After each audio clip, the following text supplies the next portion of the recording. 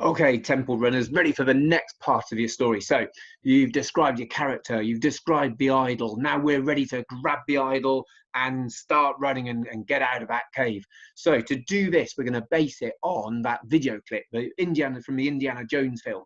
Hopefully you've watched it. You've got the part when Indiana Jones lifts the idol off, and then that sets the traps off. You've got rocks falling from the ceiling. You've got poison arrows firing in from all directions. You've got gaps in the floor, having to jump for those. You've got sliding doors trying to block you off. You've got tumbling stones. You've got everything in there. So you don't need to use all of those. We're just going to put some of those ideas in. So let's take a look at our plan for the day. Here we go. We're going to use that same starting sentence that everyone's got and the same end sentence as well. So we've got gently Guy lifted the golden idol. Obviously, you're going to use your character's name. And then our last sentence, with a feeling of relief, Guy made it to the tomb's entrance.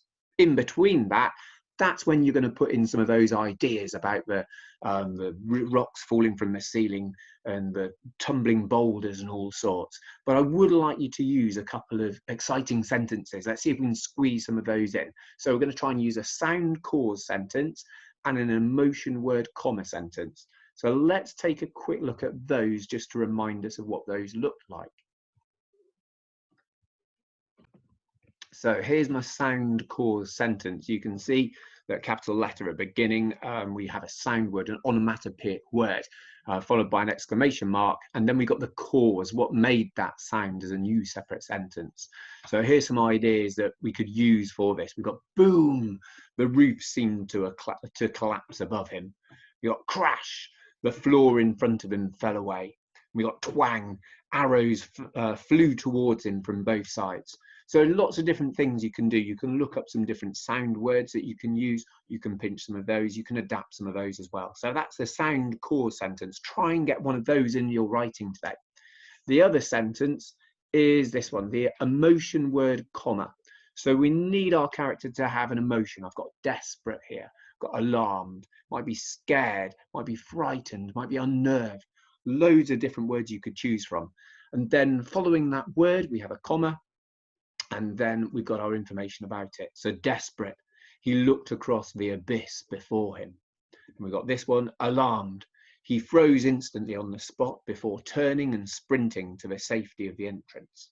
So those are some ideas. I'll put those on the website for you so you can link to those and maybe pinch them, but try and adapt them yourselves. Try and come up with your own emotion words or your own sound words. Make those sentences your own.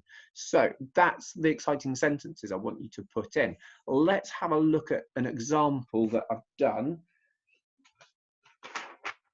and we'll see how it fits together. So let's go over a few bits and pieces here. Title first of all, underlined, obviously. Here's that starting sentence, that first sentence that you're all going to do. So we all start off in the same place. So gently Guy lifted the golden idol. All starting in the same place. I've gone straight away now for my sound cause sentence. I want to add in some effect there. So boom, the ancient walls of a tomb began to shake and the roof seemed to collapse. Stones and rocks crashing around him. So there's my sound cause sentence, and I've kind of put it down one of those traps that was happening. And I've put in a bit more kind of information of our character trying to get out of the tomb. Guy turned and ran. Thwack. Poison darts flew past his head as Guy fled through the passageway. Okay, I snuck in an extra sound cause sentence. I thought it'd be quite good. And then we carry on with our action, our character trying to escape. In front of him, a huge abyss had opened up. Desperate, Guy launched himself across the gap. So there we go. There's my emotion word comma. I've gone for the desperate with my comma. I've tweaked my sentence slightly. So desperate, Guy launched himself across the gap. And obviously now I need to get him out. With outstretched arms, he caught hold of a vine on the other side and hauled himself out. And then just to end with that same sentence that everybody's ending with a feeling of relief, Guy made it to the tomb's entrance. So there you have it.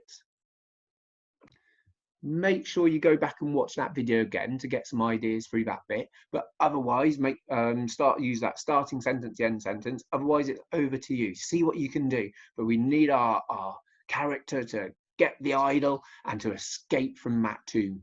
and see where you're up to. Can't wait to hear it. Good luck.